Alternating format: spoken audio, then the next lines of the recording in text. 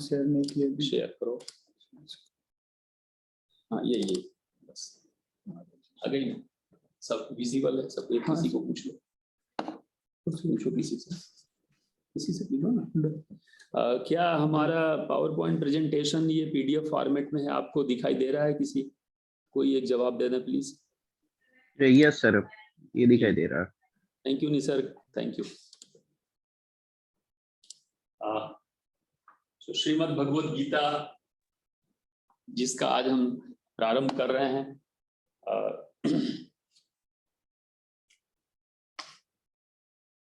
सभी लोगों से निवेदन है कि जहां पर बैठे हैं आप ध्यान से बैठ जाएं और पूरा कंसंट्रेशन करके बैठें, क्योंकि हम जिस ग्रंथ का अभी अध्ययन प्रारंभ करने जा रहे हैं इसका बहुत ही उत्तम लाभ है जीवन में।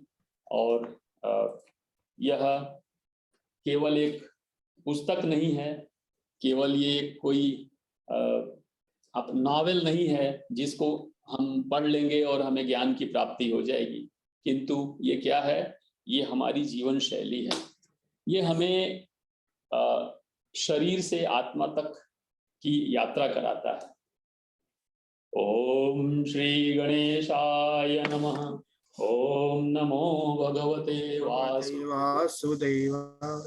ओम ये सामने से ये स्क्रीन मिनिमाइज कर दो। श्रीमद् भगवद गीता क्या है? सुप्रीम नॉलेज सोर्स है ऑन दिस अर्थ। इस पूरी पृथ्वी का सबसे बड़ा नॉलेज का सोर्स है, इंफॉर्मेशन का नहीं, नॉलेज का सोर्स है। हम इन सेशंस में श्रीमद् भगवद गीता का उच्चारण समझेंगे, उस उच्चारण का थोड़ा अभ्यास करेंगे और कुछ अर्थ जो श्लोक हैं, जो शब्द हैं, उनके थोड़े थोड़े अर्थों को समझने की कोशिश करेंगे। मित्रों, यह शास्त्र, यह श्रीमद् भगवद गीता का जो ज्ञान है, इसको इस तरह से सेशंस के थ्रू केवल सुन करके समझा नहीं जा सकता है, इसको सुन करके केवल जीवन में उतारा नहीं जा सकता है, इसके लिए अभ्यास की जरूरत होती है। इसीलिए हम जहां जहां हो सकता है कोशिश करेंगे कि कुछ आपको इसका रसपान कराते रहें। नेक्स्ट। इसलिए मैं बस सबसे पहले भगवान श्री द्वारकाधीश की कृपा प्राप्त करना चाहूँगा।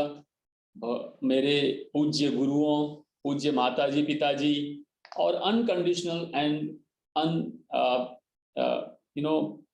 Support and consents from respected Dr. Nagesh ji Bhandari Mahoday and Sushri doctor Ritu ji Bhandari महोदया जो हमारी यूनिवर्सिटी के प्रेसिडेंट हैं, डॉक्टर संदीप चक्रवर्ती और सभी हमारे बड़े वरिष्ठ जन, सभी के आशीर्वाद के साथ deep rooted lovely inspirations from all well wishers, हमारे जितने भी शुभचिंतक हैं उनको धन्यवाद देते हुए, हमारे इस जीवन में जो हमारे शरीर से जो छोटे हैं, शरीर की यात्रा में जो हमसे उम्र में छोटे हैं, ऐसे यंगस्टर्स, क्यों शरीर से मैंने कहा, क्योंकि बहुत सारे ऐसे व्यक्ति होंगे जो आपसे शरीर में तो छोटे हैं, उम्र में छोटे हैं, लेकिन आध्यात्मिक दृष्टि से, आत्मिक दृष्टि से वो आपसे कहीं बहुत बड़े हो सकते हैं।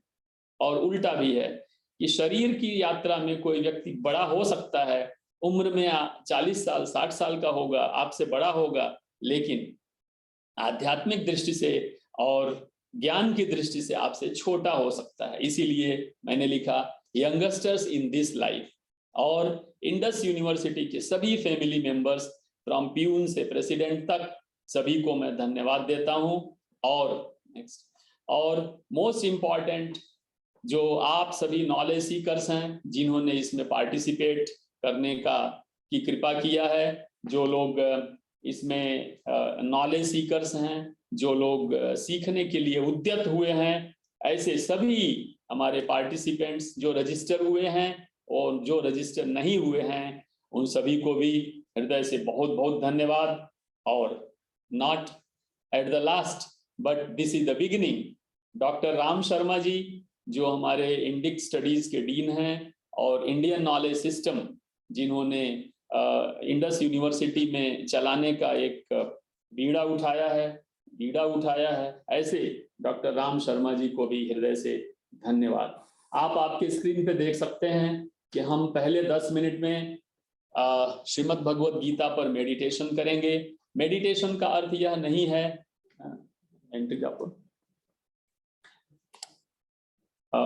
मेडिटेशन का अर्थ ये नहीं है कि हम आंख बंद करके श्रीमद् भगवद गीता पर ध्यान करेंगे, बल्कि उसके बारे में हम एंट्री लेंगे और उसके बाद हम जो पहला अध्याय है उस पहले अध्याय के कुछ 15 से 20 जो श्लोक हैं उनको आज कवर किया जाएगा, जिसका नाम है अर्जुन विषाद योग।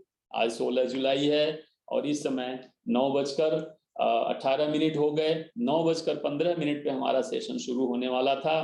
तो मैं पुनः प्रारंभ करने से पहले भगवान द्वारकाधीश, पूज्य गुरुज, माता पिता, हमारे डॉक्टर नागेश भंडारी जी, डॉक्टर रितु जी मैडम, डॉक्टर संदीप चक्रवर्ती, डॉक्टर राम शर्मा जी और सभी इंडस यूनिवर्सिटी के सभी हमारे मेंबर्स, फैमिली जन और जितने भी लोग हमारे साथ जुड़े हैं, आज सभी पार्टिसिपेंट्स, आप सभी को पुनः धन्यवाद देते हुए हम श्रीमद् भगवद गीता में प्रवेश करने की कोशिश करते हैं।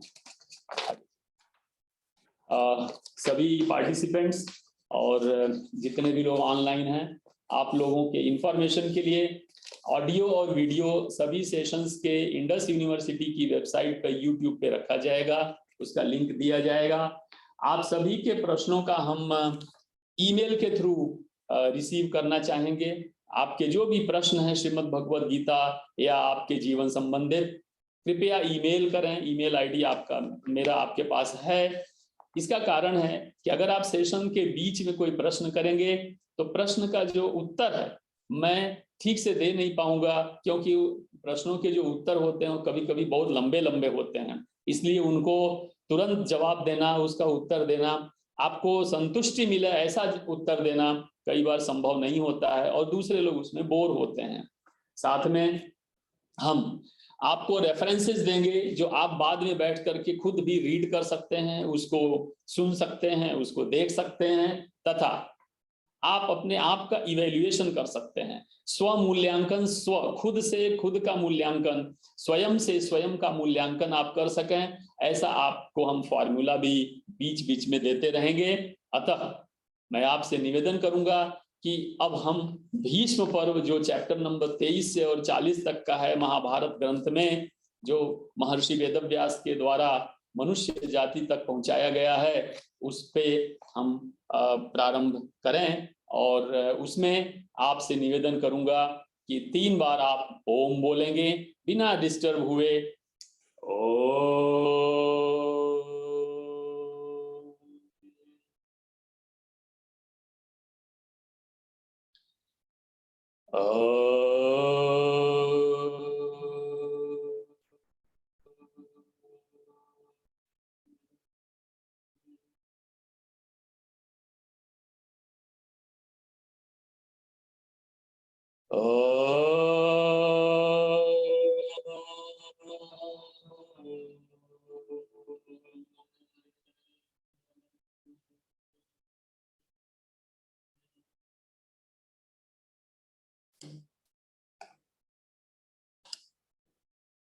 ओम में अ, यू और म 3 मात्राएं होती हैं।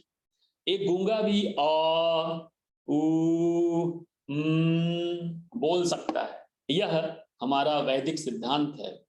दोस्तों, हमारे पास जो मंत्र प्राप्त है ओम नाम का, पूरी पृथ्वी, आकाश, ब्रह्मांड, सूर्य, नक्षत्र, तारे, सब के सब 24 घंटे ओम का उच्चारण करते रहते हैं और ओम ही भगवान है, ओम ही प्रभु का वरदान है। दोस्तों, यह श्रीमद् भगवद गीता भगवान का के द्वारा कहा जा सकता है गाया हुआ गीत है। इसीलिए अंग्रेजी वाले इसको सॉन्ग संग बाय भगवान अर्थात द ऑलमाइटी के नाम से जानते हैं। बहुत सारे एनलाइटेंड पीपल, लीडर्स जो हमारे देश में हो चुके हैं करोड़ों की संख्या में, जिन्होंने श्रीमद् भगवद गीता को अपने जीवन में उतारा है, उसमें बताए हुए जो सूत्र हैं उसके ऊपर उनका जीवन यापन किया, जीवन में आगे बढ़े हैं। उदाहरण के लिए बाल गंगाधर राव तिलक, राधा कृष्णन वगैरह बहुत सारे लोग हो चुके हैं। अब मैं आपको जिस तरह से जब आप किसी महल में देखने जाते हैं टूरिस्ट की तरह, सपोज आप द्वारकाधीश के मंदिर में दर्शन करने गए, तो सबसे पहले क्या करेंगे आप पहले द्वारकाधीश के मंदिर को बाहर से दर्शन करेंगे, पहले मंदिर का दर्शन करेंगे। वैसे ही मैं आपको पहले श्रीमद् भगवद गीता का बाहर से दर्शन करवाता हूं, कि धीमे धीमे धीमे उसके गेट के अंदर जाएंगे और फिर उसका दर्शन करेंगे। इसलिए प्रारंभ करते हैं कि अर्जुन और कृष्ण, अर्जुन अर्थात आप सब, हम सब, और कृष्ण हमारी आत्मा भगवान द्वारकाधीश, उन्होंने किस तरह से एक दूसरे को संबोधित किया है आप देखेंगे, आपको पता चलेगा कि कितना फिलोसॉफिकल है ये, कितना साइकोलॉजिकल है ये। इस साइंस का कोई जोड़ नहीं है, इसका कोई तोड़ नहीं है। यह साइंस पास्ट में भी उतना ही महत्वपूर्ण था, आज भी उतना ही महत्वपूर्ण है और भविष्य में भी इतना ही महत्वपूर्ण रहेगा। क्यों?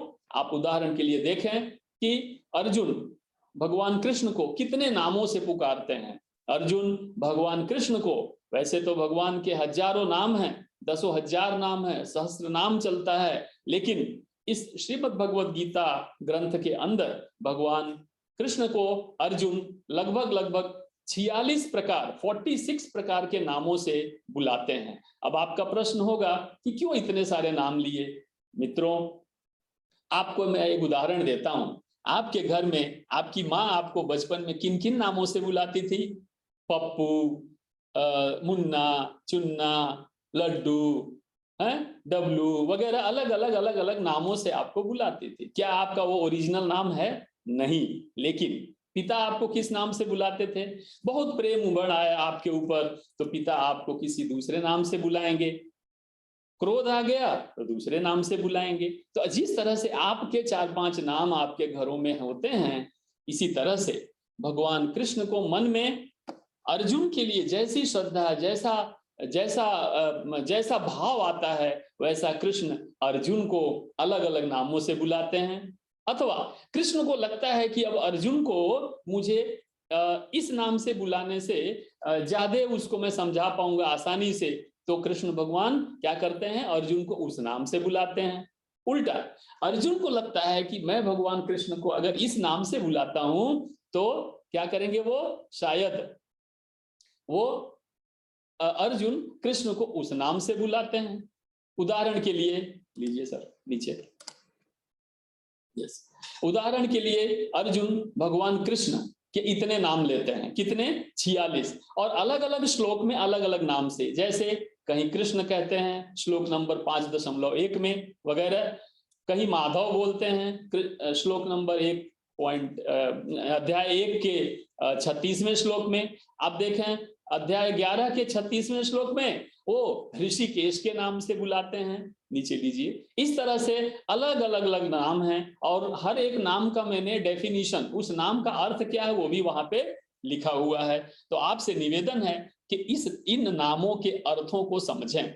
जब जब हम चैप्टर में आगे बढ़ेंगे वहां हम आपको समझाते जाएंगे कि क्यों वासुदेव कहा, क्यों भगवान कहा, कहां पे जगतपति कहा और क्यों कहा, कहां पे विष्णु कहा तो क्यों कहा, अनंत कहा तो क्यों कहा, तो इसका अर्थ भी हम आपको वहां पे बताएंगे। हाँ, अब यहां आप देखें अर्जुन को भगवान कृष्ण कितने नामों से बुलाते हैं? 23 प्रकार के अलग अलग नामों से बुलाते हैं। उदाहरण के लिए बहुत ही महत्वपूर्ण है हमारे लिए जानना कि भगवान कृष्ण अर्जुन को अलग अलग नाम, एक ही नाम से वो कह सकते थे, पूरे श्रीमद् भगवद गीता में कह सकते थे कि हाँ अर्जुन अर्जुन अर्जुन अर्जुन बोलते रहते, या पार्थ पार्थ पार्थ पार्थ बोलते रहते। इतने सारे नाम लेने की आवश्यकता क्या थी? तो ये साइकोलॉजी है, ये एक साइंस है, ये विज्ञान है कि अगर आप किसी को उसके अलग अलग नाम से, अलग अलग ढंग से उसको बुलाते हैं, बात करते हैं, तो आप अपने माता पिता को, कोई माता बोलता है, कोई माँ बोलता है, कोई मॉम बोलता है, कोई मम्मी बोलता है, कोई माता जी बोलता है, अलग अलग आप नाम से, जैसा आपका भाव उस समय है वैसे नाम से आप बुलाते हैं। तो यहाँ पे आप देखें कि भगवान कृष्ण देश इस ब्रह्मांड के सबसे बड़े मनोवैज्ञानिक थे, सबसे बड़े साइकोलॉजिस्ट थे।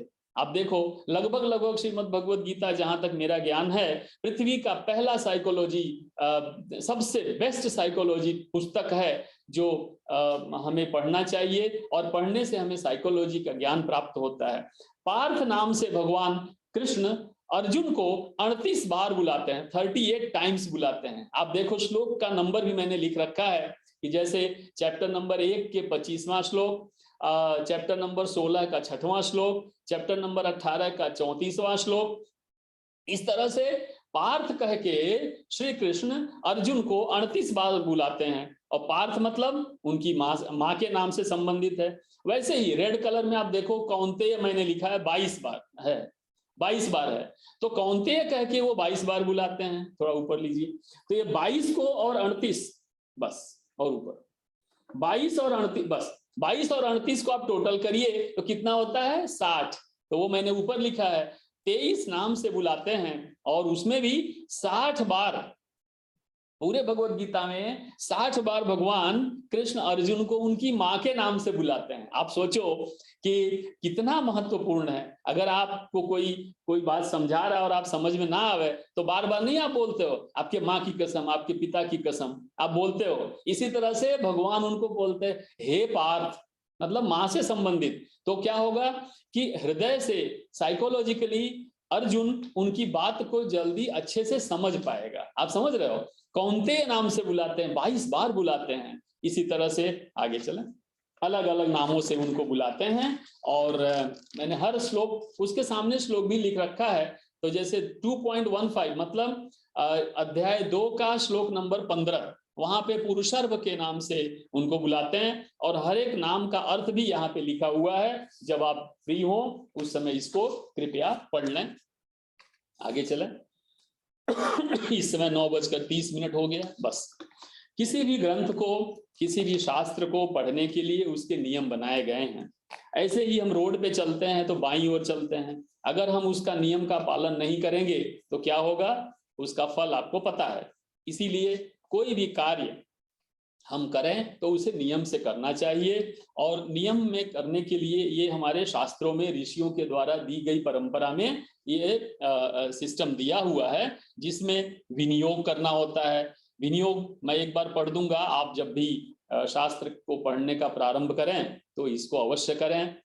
ओम अस्य श्रीमद्भगवद्गीता माला मंत्रस्य भगवान श्री वेदव्यास ऋषि अनुष्टुप छंद श्री कृष्ण परमात्मा देवता अशोच्यानन्वशोचस्त्वं प्रज्ञावादांश भाषसे इति बीजं सर्वधर्मान् परित्यज्य मामेकं शरणं व्रज इति शक्तिः अहं त्वा सर्वपापेभ्यो मोक्षयिष्यामि मा शुच इति कीलकं श्रीकृष्ण प्रीत्यर्थे श्रीमद्भगवद्गीता पाठे विनियोगः। ऐसे इस पाठ को करने से पहले, पाठ है आप समझिए, मतलब बार बार करना चाहिए, रिपीटेडली करना चाहिए। आप जानते हो पाठ क्यों करते हैं? पाठ करने से आपके दिमाग के अंदर वो प्रिंट हो जाता है, और प्रिंट होगा तो आपके जीवन में उपयोगी रहेगा। आप कुएं से जब जल भरते हैं तो पत्थर पर बार बार रस्सी खींचती रहती है, तो पत्थर को भी काट के वहां पे रास्ता बना देती है। अर्थात बार बार करने से अगर आपके अंदर कोई कमियां हैं तो उन कमियों को आप दूर कर सकते हैं। इसी तरह से हम न्यास वगैरह भी करते हैं। नीचे बस अथ ऋषि, तो ओम श्री वेदव्यास ऋषये नमः शिरसि, आप ऐसे सिर पे हाथ रखते हैं।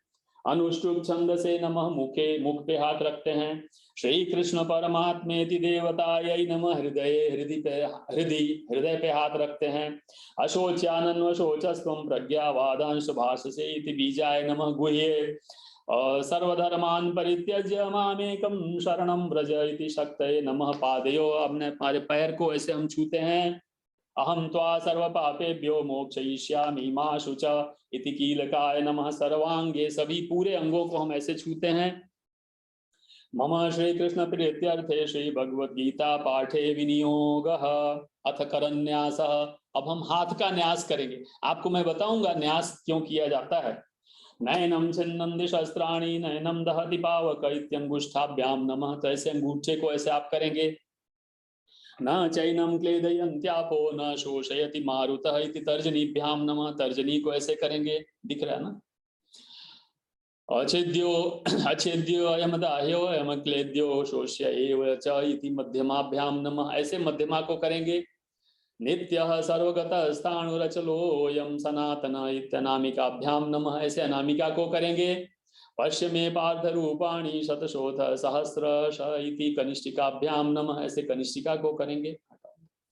नाना विधानि दिव्यानि नाना वर्णाकृतीनि च इति करतल कर पृष्ठाभ्याम नमः। ऐसे आप अपने हाथ को करेंगे। इति करन्यासः। इसके बाद आप अथंगन्यास, अब आप आपके अंगों का न्यास करेंगे। नेक्स्ट। नयनम छिन्नन्ति शस्त्राणि नयनम दहति पावक इति हृदयाय नमः। हृदय पे हाथ रखेंगे।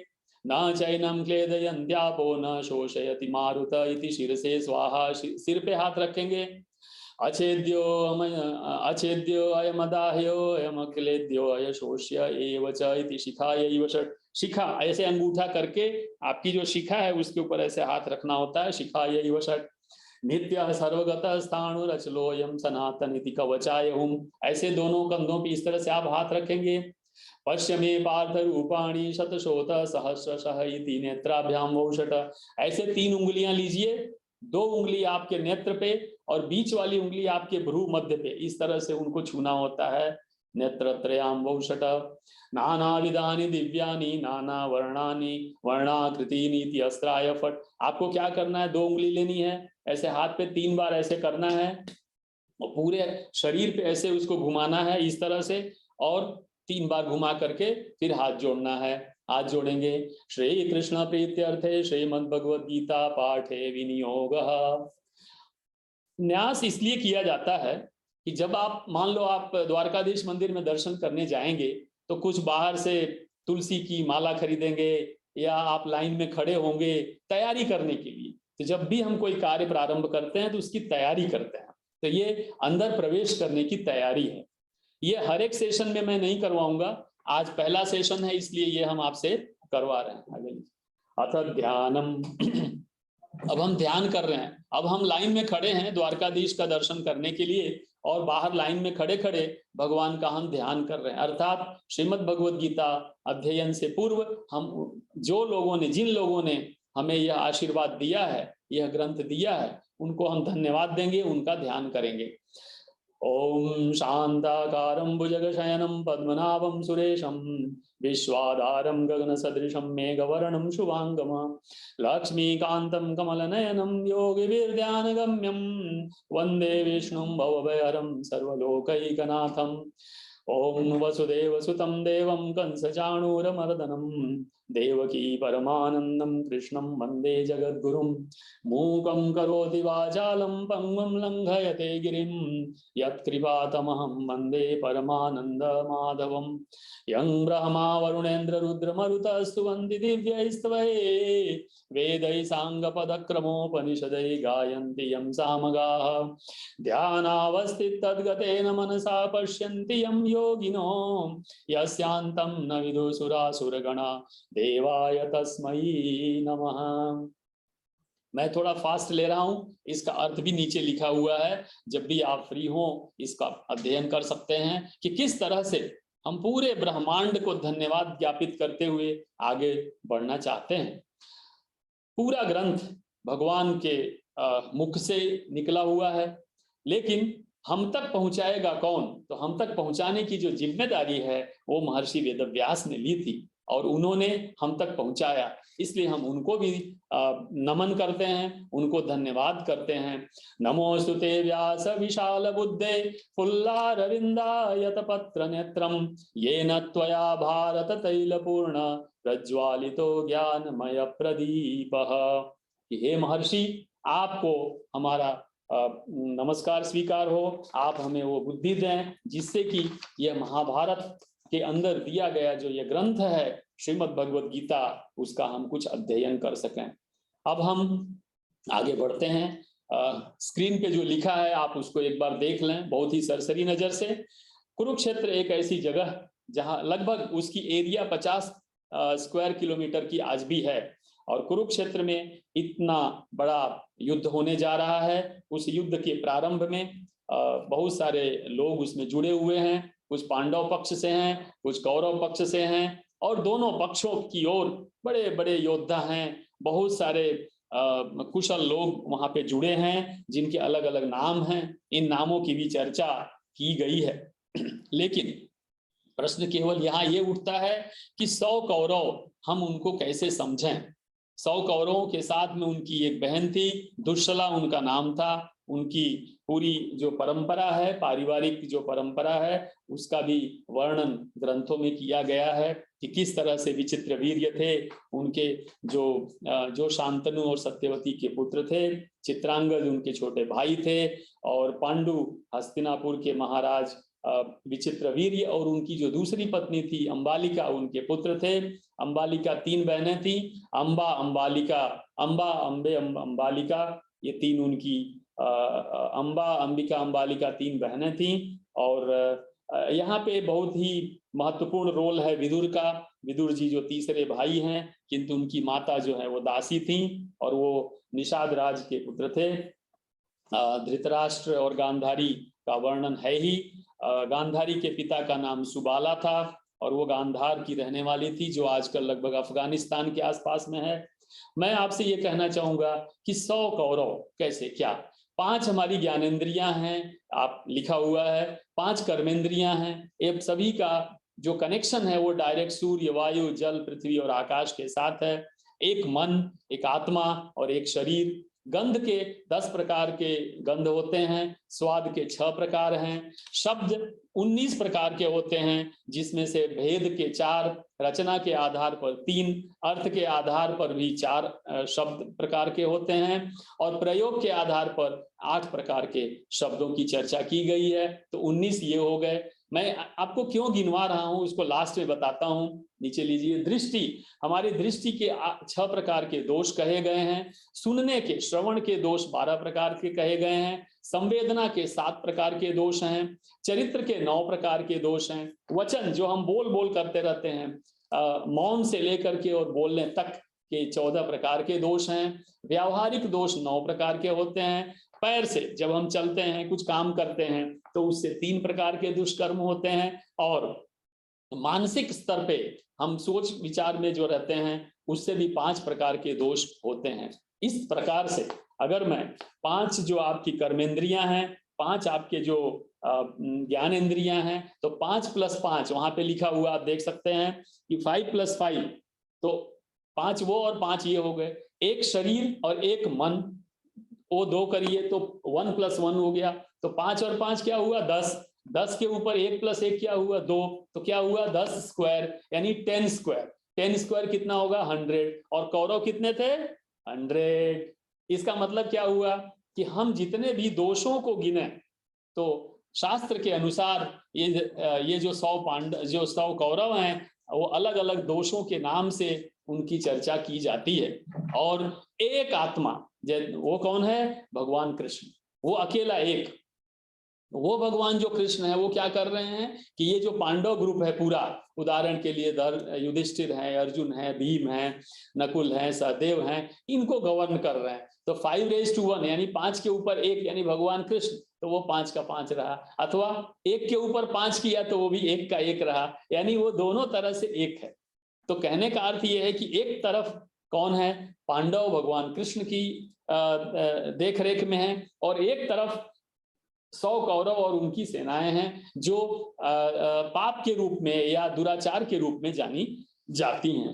इसमें गांधारी, दुर्योधन, धृतराष्ट्र सभी की चर्चा हमने की रखी है। आप एक बार कृपया इसे पढ़ लेंगे। अब हम आगे की ओर कूच करते हैं। आगे लीजिए जी।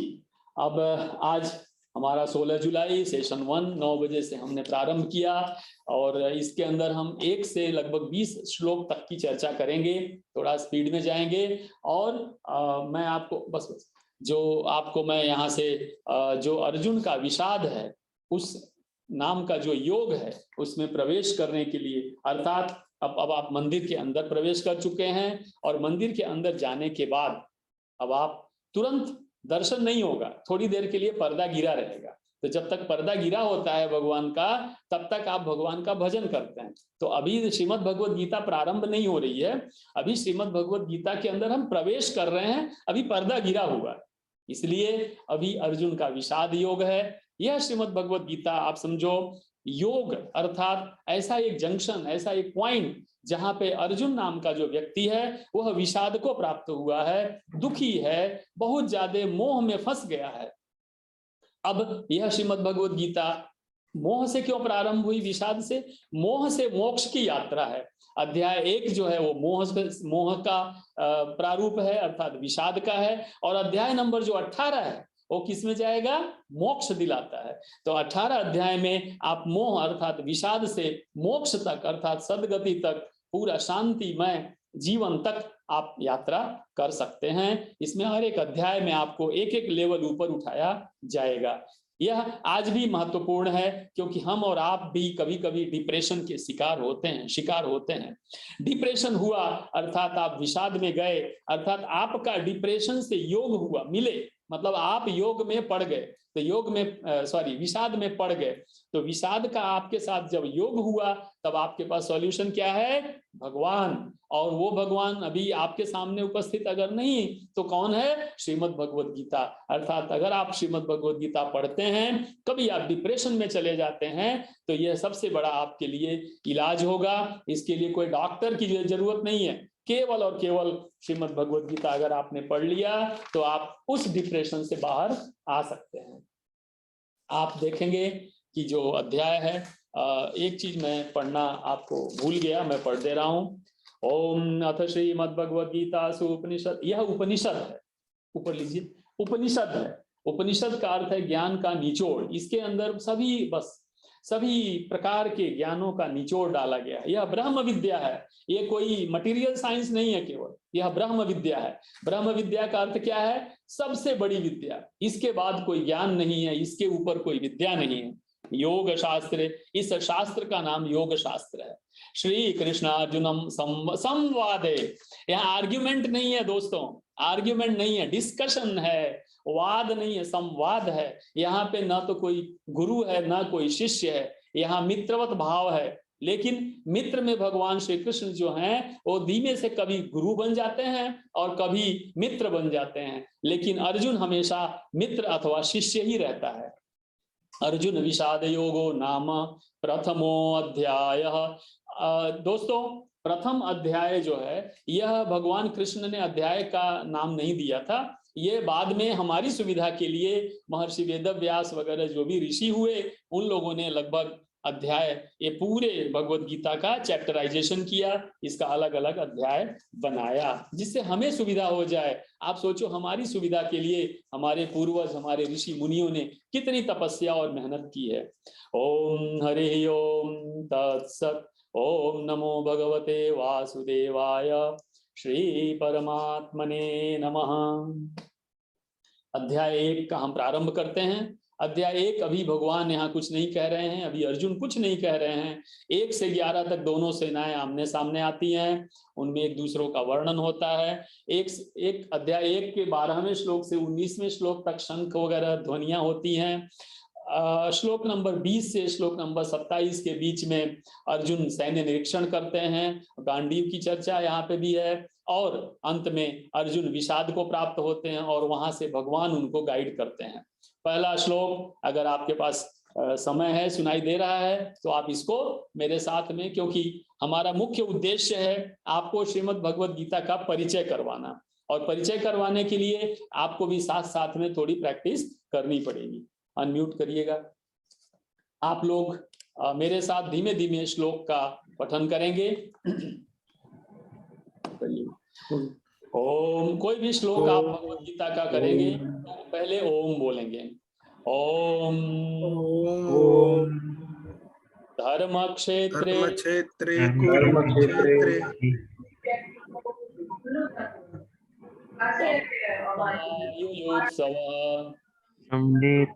समवेतायुत्सवः मामकाः पाण्डवाश्चैव किम कुर्वत संजय किम किम कुर्वत कुर्वत संजय। बहुत अच्छा, धन्यवाद। आप इसी तरह से, मैं म्यूट इसलिए कर रहा हूं कि यहाँ पे आवाज स्लो होकर के आ रही है तो डिस्टर्ब होता है। अब आप ऐसे ही बोलते रहेंगे जिससे आपको भी प्रैक्टिस होगी और कहीं प्रोनाउंसिएशन में, उच्चारण में गलती ना करें। उच्चारण की गलती बहुत बड़ी गलती मानी जाती है शास्त्रों की दृष्टि से। इसलिए मैं फिर से कह रहा हूं, आप सुनेंगे और प्रैक्टिस अपने लेवल पे करते रहिएगा।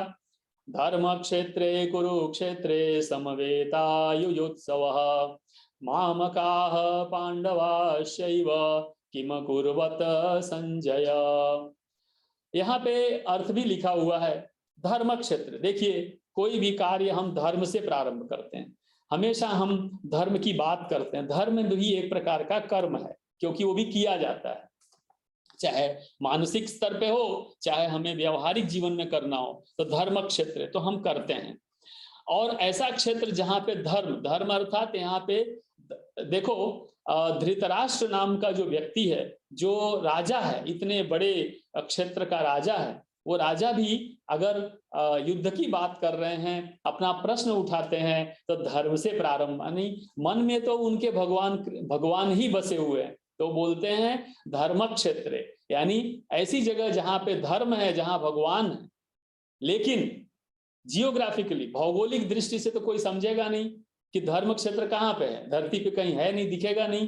तो बोला कि ऐसा धर्म क्षेत्र जिसका नाम क्या है, कुरुक्षेत्र। आप समझ गए, यानी कुरुक्षेत्र जो हमारे लिए मानसिक स्तर पे नहीं, ये व्यावहारिक स्तर पे जियोग्राफिकली, जिसका की लंबाई चौड़ाई आप माप सकते हो कि भाई 45-50 स्क्वायर किलोमीटर की एरिया है, तो ऐसी एरिया जिसका नाम है कुरुक्षेत्र। क्यों कुरुक्षेत्र? क्योंकि वो कौरवों की जमीन, कौरवों की मालिकियत की जमीन थी, तो उसका नाम क्या था, कुरुक्षेत्र। लेकिन उस कुरुक्षेत्र में है कौन, धर्म क्षेत्र, यानी वो एरिया ऐसी है जहां धर्म है, अर्थात वहां पे धर्म करने वाले लोग हैं, और वहां पे भगवान कृष्ण है, तो जहां भगवान कृष्ण है वो धार्मिक हो गया, वो एरिया धार्मिक हो गई। तो ऐसा कुरुक्षेत्र जो धार्मिक है, लेकिन उनका प्रश्न क्या था, बहुत ही जटिल प्रश्न है। आप समझो, संजय जिनको दिव्य दृष्टि महर्षि भगवान वेदव्यास के आशीर्वाद से प्राप्त हुई थी, उस समय 3 ही लोगों के पास ये दिव्य दृष्टियां थी। एक भगवान स्वयं, एक अर्जुन को भगवान ने दिया था 11वें अध्याय में, और एक संजय को दिया। तो दिव्य दृष्टियों से उस समय बहुत ही कम लोगों को ही लाभ मिला था, तो उसमें से संजय एक थे। तो संजय को पूछते हैं, संजय कौन है? तो संजय राजा धृतराष्ट्र का सारथी है। लेकिन धृतराष्ट्र आंखों से, बायोलॉजिकली वो आंख से अंधे हैं, तो बायोलॉजिकल आंख से अंधे होने का तात्पर्य हुआ कि उनको युद्ध का कोई भी विवरण किया जाए वैसे उनको समझ में तो आता भी नहीं, लेकिन मानसिक स्तर पे वो इतने बुद्धि, इतने ज्यादा स्ट्रांग थे कि वो समझने की कोशिश करने लगे। तो संजय से उन्होंने पूछा कि हे संजय, कृपा, आप देखिएगा है प्रश्नवाचक, किंतु इसके अंदर अहंकार भी है, इसके अंदर जो मानसिक बीमारी है वो भी दिखाई देती है, और साथ साथ में वो ड्यूअल पर्सनालिटी हुई, धर्म को भी महत्व दे रहे हैं, अपने विस्तार का भी महत्व दे रहे हैं, और मैं राजा हूं इसका भी एहसास दिलवा रहे हैं। वो कह रहे हैं मेरे और पांडु के पुत्रों, देखो अगर आपके परिवार में, किसी के भी परिवार में मेरा और आपका, मेरा और तुम्हारा जब हो जाएगा तो महाभारत का रूप लेता है।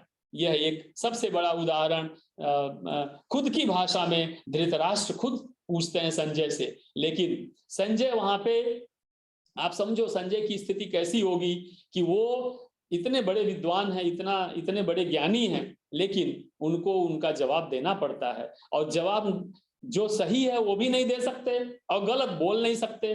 क्यों? कि गलत बोलेंगे तो गला कट जाएगा, और सही बोलेंगे तो आत्मा गवाही नहीं देती है। इसलिए संजय की परिस्थिति बहुत ही विकट है, न इधर जा सकते न इधर जा सकते, एकदम तलवार की धार पे चलना पड़ता है संजय को। तो संजय से पूछते हैं कि मेरे, आप देखो, मेरे और पांडव, भाई यानी पांडव, पांडु के पुत्र, पांडु यानी भाई, तो युद्ध धृतराष्ट्र और पांडु 2 भाई, धृतराष्ट्र अर्थात मेरे बच्चे क्या कर रहे हैं, और पांडु अर्थात मेरे भाई के बच्चे इस हॉली प्लेस कुरुक्षेत्र में जो युद्ध के लिए वहां गए हुए हैं। आप समझो जीवन में हमारा भी युद्ध, पल पल युद्ध चलता रहता है, पल पल। कभी स्वास्थ्य के साथ आपका युद्ध चलता है, कभी आपको दूसरी आवश्यकताओं के लिए युद्ध चलता है, कभी आत्मसंतुष्टि के लिए युद्ध चलता है, शारीरिक स्तर पे, मानसिक स्तर पे, आध्यात्मिक स्तर पे भी युद्ध चलता रहता है। कई लोग कभी सोचते हैं कि मैं अभी जो पूजा पद्धति या जो मैं काम कर रहा हूँ धार्मिक, वो सही है गलत है, हमेशा विषाद कंफ्यूजन में रहते हैं। तो श्रीमद् भगवद गीता का जो प्रारंभ है वो खुद हमारे जीवन का प्रारंभ है। आप समझो कितना महत्व है इस श्लोक नंबर 1 का, जो अभी तो श्रीमद् भगवद गीता प्रारंभ नहीं हुई है, अभी तो एंट्री लेवल पे हम धीमे धीमे, आप महल में जब जाते हैं तो थोड़ा चल के अंदर तक जाना पड़ता है, तो चल के अभी हम अंदर की ओर जाने की कोशिश कर रहे हैं। तो श्लोक क्या है? धर्म क्षेत्रे कुरुक्षेत्रे समवेतायुयोत्सवः मामकाः पांडवाश्चैव किम कुर्वत संजय। श्लोक नंबर 2 पे जाते हैं। अब संजय, आप देखिए, थोड़ा ऐसा ऊपर रखिए ये लोग पढ़ सके। हाँ, आप देखें संजय बोलते हैं। संजय बोला नहीं, आप लोग ध्यान से सुनिएगा कि जब हम कभी बोलते हैं, कोई चीज कहते हैं, तो हम इनडायरेक्टली डायरेक्टली कई बार किसी का अपमान कर देते हैं, राइट? हम बोलते हैं अर्जुन बोला, हम बोलते हैं भगवान बोला, संजय बोला। अरे भाई ऐसा नहीं है, आप उनको सम्मान दीजिए, आपके पूर्वज हैं, उनके ज्ञान के सामने आप चींटी के साइज के भी नहीं हैं, तो हम उनकी बेइज्जती ना करें। शब्दों से तो कम से कम, हृदय से तो कम से कम उन्हें सम्मान देना चाहिए ही, और तब जब आप शास्त्र का अध्ययन कर रहे हैं। तो यहाँ पे प्रश्न क्या है? संजय बोले, संजय ने कहा। अब संजय बहुत ही दूर दृष्टि वाले व्यक्ति हैं, बहुत ही दिव्य दृष्टि वाले व्यक्ति हैं, बहुत ही, आप जानते हो संजय एक ऐसे व्यक्ति हैं, मैंने यहाँ लिखा है, संजय एक ऐसे व्यक्ति हैं जिनको ना तो माया है, ना मोह है, ना उनकी कोई पसंद है, ना कोई उनकी नापसंद है, ऐसा तटस्थ व्यक्ति हैं। तो प्रश्न, श्लोक हम पढ़ते हैं। ओम दृष्ट्वा तु पांडवानीकं व्यूढ़ं दुर्योधनस्तदा आचार्यम् उपसंगम्य राजा वचनमब्रवीत्। मैं फिर से पढ़ता हूं, आप उच्चारण कर सकते हैं। दृष्ट्वा तु पांडवानीकं व्यूढ़ं दुर्योधनस्तदा आचार्यम् उपसंगम्य राजा वचनमब्रवीत्। कोई वेट कर रहा, आप कर लो। अर्थात क्या हुआ? दृष्ट्वा तु, बहुत अच्छा अर्थ है, केवल अर्थ में पढ़ता हूं, आप ध्यान से समझेंगे। संजय कहते हैं, क्योंकि धृतराष्ट्र ने पूछा था तो उनका जवाब देना संजय के लिए कंपलसरी था, क्योंकि संजय उस समय उसी काम के लिए बैठे हुए थे। तो उन्होंने कहा कि राजा दुर्योधन बहुत ही महत्वपूर्ण है। आप देखिए, कई बार प्रोफेशनल लाइफ में भी जब हम रिपोर्टिंग करते हैं तो रिपोर्टिंग में हम गलतियां करते हैं, हम महत्व देना भूल जाते हैं। यहाँ संजय दुर्योधन कोई महत्व नहीं दे रहा था, सबको पता है कि दुर्योधन गलत है, फिर भी वो दुर्योधन को संबोधित करते हुए कहते हैं राजा दुर्योधन। मतलब किससे वो बात कर रहे हैं? वो पिता से बात कर रहे हैं। किसके पिता से? दुर्योधन के पिता से बात कर रहे हैं, धृतराष्ट्र जी से। और धृतराष्ट्र से अगर वो अपने राजा दुर्योधन का केवल ऐसा बोलते कि उस समय दुर्योधन ने, तो क्या होता? पिता के मन में यह भाव उत्पन्न होता कि संजय जो मेरा सारथी है वो मेरा पुत्र अर्थात दुर्योधन को सम्मान नहीं दे रहा है। तो उनको मन में दुख होता, और संजय के लिए उनके मन में क्या होता? दिमाग में उनके लिए गलत भाव पैदा हो जाता। लेकिन इस परिस्थिति में, विकट परिस्थिति, जब युद्ध होने वाला है, तो भी लोग उस समय अपनी मर्यादा को नहीं भूलते थे। और संजय कहते हैं कि राजा दुर्योधन, कितना महत्वपूर्ण शब्द है, कितनी बड़ी चीज है जो हमें सीखनी चाहिए। कहते हैं देखकर, दृष्टवा अर्थात देखकर। किसको देखकर? पांडवों के द्वारा इतनी बड़ी व्यूह रचना, बहुत बड़ी सेना थी। अब क्या था यहाँ पे? डर किसको था? दुर्योधन को मन में डर बैठ गया। क्यों डर बैठ गया? क्योंकि दुर्योधन ने सोचा भी नहीं था कि इतनी बड़ी सेना लेके पांडव आएंगे। आप समझ रहे हो? वहां पे क्या लिखा है? सेना को देखा और देखकर मन में उनके क्या हुआ? कौतूहल हुआ, मन में एक तरह से डर भी बैठ गया। इसलिए वो कहते हैं कि इतनी बड़ी सेना को देख करके गुरु द्रोणाचार्य, जब आप थक हार जाते हैं, जब मन में भय होता है, जब आपको किसी प्रकार का संदेह होता है, तो आप क्या करते हैं? आप अपने पिता, माता, दादा, दादी, नाना, नानी, गुरु के पास जाते हैं और उनसे हाथ जोड़कर निवेदन करते हैं कि मेरी ये समस्या है। आप समझ गए? तो जब अब राजा दुर्योधन भी भय में हो गया, उनको भी लगा अरे बाप रे, इतनी बड़ी सेना, इतनी बड़ी सेना तो मैंने सोचा ही नहीं था, इतने बड़े बड़े लोग मैंने सोचा ही नहीं था। तो मन में कहीं ना कहीं उसके डर बैठ गया, कायरता का थोड़ा अंश आ गया, लेकिन अभिमानी था, अहंकार दुर्योधन के अंदर कूट कूट के भरा था, इसलिए वो स्वीकार नहीं कर सकता था। इसलिए क्या किया? दौड़ के गए किसके पास? गुरु द्रोणाचार्य के पास। और जाके क्या कहते हैं? 3 नंबर का श्लोक, बस ये, पश्येतां पांडुपुत्राणाम आचार्य महतीं चमूं व्यूढ़ां द्रुपद पुत्रेण तव शिष्येण धीमता। मैं ये श्लोक फिर से बोलता हूं, आप जहां बैठे हैं वहां फिर से उच्चारण करेंगे। पश्येतां पांडु पुत्राणाम आचार्य महतीं चमूं व्यूढ़ां द्रुपद पुत्रेण तव शिष्येण धीमता।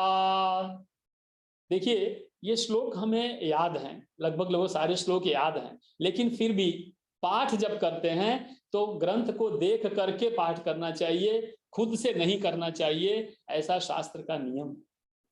इसलिए दोस्तों, आपसे भी मेरा निवेदन है कि जब भी आप कभी शास्त्र का अध्ययन करें, शास्त्र को पढ़ें, भले आपको याद हो गया है, लेकिन तो भी उसको सिस्टमेटिकली देखकर पढ़ना चाहिए। देखकर पढ़ने से 2 फायदे हैं। एक, कहीं बीच में त्रुटि नहीं होगी। दूसरा, आपका ध्यान कहीं और नहीं जाएगा। ऐसा नहीं कि मैं चल रहा हूं, ब्रश कर रहा हूं और किसी को मैं फोन पे बात कर रहा हूं और साथ में पाठ भी कर रहा हूं। नहीं, ये गलत है, इसको ना करें कृपया। इसलिए मैं भी आपको ये देखिए उदाहरण दे रहा हूं कि मैं देख देख करके पढ़ रहा हूं, आपके सामने जानबूझ के देख के पढ़ता हूं। ऐसा कई बार होता है कि हमें ये याद भी होता है, लेकिन फिर भी शास्त्र जब पढ़ें तो उसको देख करके ही पढ़ें, उसके ऊपर उंगली रख के ऐसे ऐसे एक एक लाइन अगर आपको कैमरे में दिख रहा है तो ऐसे देख देख करके पढ़ना चाहिए, जैसे मैं कर रहा हूं।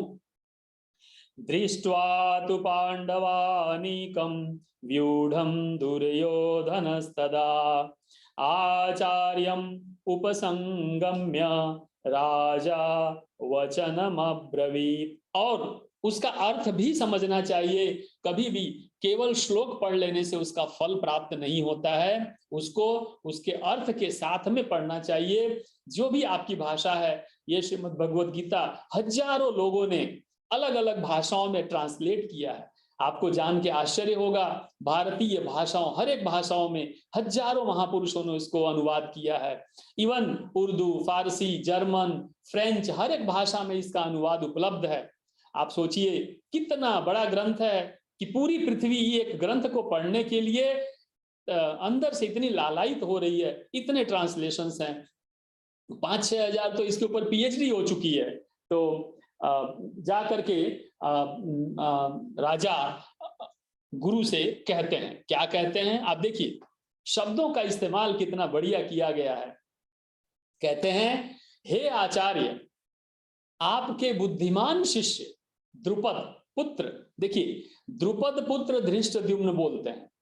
द्रुपद जानबूझ करके यहाँ पे धृतराष्ट्र क्या नाम, दुर्योधन जानबूझ करके द्रुपद पुत्र का नाम लेते हैं, क्योंकि द्रुपद का गुरु कौन?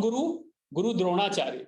तो गुरु द्रोणाचार्य और द्रुपद, उन दोनों की पटती नहीं थी एक दूसरे से। दोनों एक दूसरे के एक प्रकार से आप कहें तो मित्र नहीं थे। तो ये क्या कह रहे हैं, केवल ये धृष्टद्युम्न कह सकते थे ना, वहां जाके द्रोणाचार्य को जो ये है दुर्योधन केवल ये कह सकते थे जाके कि धृष्टद्युम्न जो आपका शिष्य है उसने बहुत बड़ी सेना खड़ी की है, लेकिन उन्होंने साथ में क्या ऐड किया, द्रुपद पुत्र धृष्टद्युम्न, जिससे द्रोणाचार्य एकदम उत्साह में आ जाए। द्रुपद है वहां पे, द्रुपद का पुत्र है, मैं देखता हूं क्या करता है ये। मतलब क्यों? क्योंकि जिससे आपकी भी जिससे दोस्ती नहीं है, आपकी नहीं पटती है, मान लो आपकी दुश्मनी किसी से और कंपटीशन है, और अगर आपको लगता है वो आगे बढ़ रहा है तो आप क्या कर, अच्छा वो आगे बढ़ रहे हैं, रुको मैं भी देखता हूं। तो वो क्या है, आचार्य को ऐसे तो बता रहे कह रहे हैं, लेकिन इनडायरेक्टली आचार्य को चढ़ा रहा है, उनको ऐसे चढ़ा रहा है, बोलते हैं ना चने की झाड़ पे चढ़ाते हैं, वैसे ही वो द्रुपद का नाम लेकर के कि द्रुपद पुत्र धृष्टद्युम्न जो आपका शिष्य है उसने पांडवों की इतनी बड़ी सेना खड़ी की है, आप देखिए इसको, देखिए गुरुजी ऐसा हो रहा है, यानी उनको चढ़ा भी रहा है एक तरह से, आप समझ रहे हैं। आगे लीजिए नेक्स्ट। 10 बज गया है, वैसे हम 2-4 श्लोक और ले लेंगे जिससे आपको ज्यादा समय न जाए, 2-5 मिनट और लेंगे। अगले श्लोक में 4, 5 और 6 नंबर का जो श्लोक है ये बहुत ही महत्वपूर्ण है, जिसमें अलग अलग लोगों का नाम लिया गया है। और यहाँ पे एक चीज ध्यान से देखेंगे आप कि बहुत बड़ी भारी सेना सामने खड़ी है, ऐसा गुरु द्रोणाचार्य को दुर्योधन जाके कहते हैं। लेकिन इतना कह देने से पूरा नहीं होता, आपको पूरा एक्सप्लेनेशन देना पड़ता है। तो दुर्योधन अब एक्सप्लेनेशन दे रहे हैं, उसकी व्याख्या कर रहे हैं कि सामने की सेना में अब कौन कौन है, तो वो गिनवाते हैं कौन कौन से हैं। तो देखिए, अत्र शूरा महेश्वासा भीमार्जुन समायुधे युयोधानो विराटस्य द्रुपदश्च महारथ धृष्टकेतुश्चेकितान काशीराजस्य वीर्यवान् पुरुजित् कुन्तिभोजस्य शैव्यस्य नरपुण्डव युधामन्युश्च विक्रान्त उत्तमौजाश्च वीर्यवान् सौभद्रो द्रौपदेयाश्च सर्व एव महारथा। अब देखो, महारथ महारथ बार बार बोल रहे हैं, कितना कितना महत्वपूर्ण है। महारथी होता है, एक महारथी अगर किसी को पदवी दे दी गई अर्थात 1000 रथियों 1000 लोगों के बराबर हो गया, आप समझो। तो वो क्या कह रहे हैं, ये सारे के सारे महारथी, मतलब एक एक आदमी 1000 के बराबर है, ऐसा गुरु द्रोणाचार्य को वो बता रहे हैं। तो क्या आप समझ रहे हो गुरु द्रोणाचार्य को मालूम नहीं होगा, उनको तो पता ही है, लेकिन ये इसी बहाने अपने अंदर का जो डर है वो इनडायरेक्टली गुरु द्रोणाचार्य को कहना चाह रहा है कि अरे गुरुजी, अब इतने बड़े बड़े लोग हैं, इतने महारथी हैं, ये लोग हैं, इनके नाम इसमें लिखे हुए हैं, आप पढ़ सकते हैं, कुंती भोज, पुरुजित, काशीराज, चेकितान, धृष्टकेतु, द्रौपदी के पुत्र, सुभद्रा का पुत्र अभिमन्यु वगैरह सारे के सारे, और कह रहे हैं सबके सब महारथी है गुरुजी, अब क्या किया जाए। अर्थात वो अपनी जो बात है, डर है, वो भी उनके सामने प्रदर्शित कर रहा है, लेकिन अहंकारी है, उसके अंदर पूरा अहंकार भरा हुआ है, इसलिए वो याचना के रूप में नहीं, प्रार्थना के रूप में नहीं कह पा रहा है, लेकिन वो अपनी बात को इनडायरेक्टली उन तक पहुंचा रहा है। और गुरु जी तो सब समझ रहे हैं, आप समझो, गुरु को तो सब पता ही होता है, तो आचार्य को तो पता ही है कि ये डर गया है, आप समझ गए। और पास में खड़े वहां पे उनके भीष्म पितामह हैं, वो भी सुन रहे हैं, सभी उसके भाई सुन रहे हैं, सबको पता चल रहा है। नीचे लीजिए, कहाँ पहुंचे, 1.7। हाँ, 7वां श्लोक है पहले अध्याय का। अब बहुत ही बड़ी बात है। वो बोल रहा है कि अच्छा, उनका तो मैंने आपको बताया, अपना भी आप सुन लीजिए जरा। तो कहते हैं, ओम अस्माकं तु विशिष्टाये तान् निबोध द्विजोत्तम नायका मम सैन्यस्य संज्ञार्थं तान् ब्रवीमि ते। दोस्तों, सामने की चर्चा तो कर लिया, यानी उसके मन में सामने का भय ज्यादा है। अब कोशिश कर रहा है कि हम अपने लोगों का भी परिचय गुरुजी से करवा दें। तो क्या आप समझते हैं गुरुजी को मालूम नहीं है?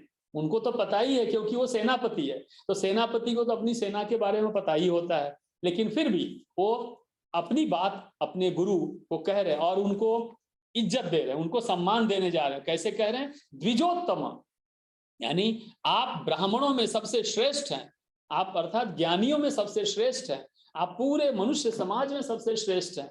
और फिर भी जब ये श्रेष्ठ हैं तो उनको बताने की क्या आवश्यकता है? फिर भी वो बता रहे हैं कि ये जो हमारे प्रधान लोग हैं, मुख्य लोग हैं, उनको भी आप जानिए। किंतु दोस्तों मैं यहाँ आपको दो चीज हाईलाइट करना चाहूंगा। एक है, आप देखिए पहला शब्द है अस्माकम।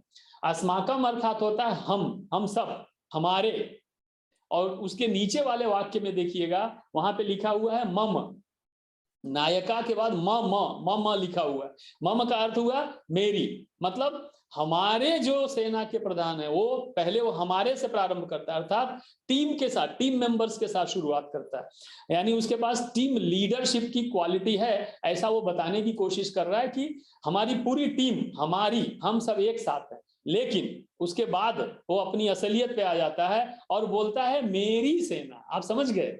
यानी यहाँ पे वो अपना महत्व दिखा रहा है, ना कि पूरी टीम का महत्व दिखा रहा है। तो ये हमें हमारे जीवन में सीखना चाहिए कि हम केवल अकेले महत्वपूर्ण नहीं हैं, हमारे साथ हमारा समाज, परिवार, हम जहाँ जॉब करते हैं, देश, राष्ट्र, सब, पूरी पृथ्वी। इसीलिए हमारे यहाँ परंपरा है सर्वे भवन्तु सुखिनः सर्वे सन्तु निरामयाः।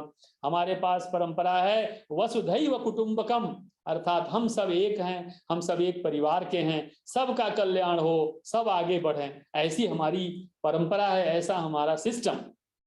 इनके साथ में आज ये सेशन समाप्त करने की अनुमति मांगूंगा, क्योंकि 10 बजे तक का ही है। इस शनिवार को हम थोड़े 10-12 श्लोक पीछे रह गए।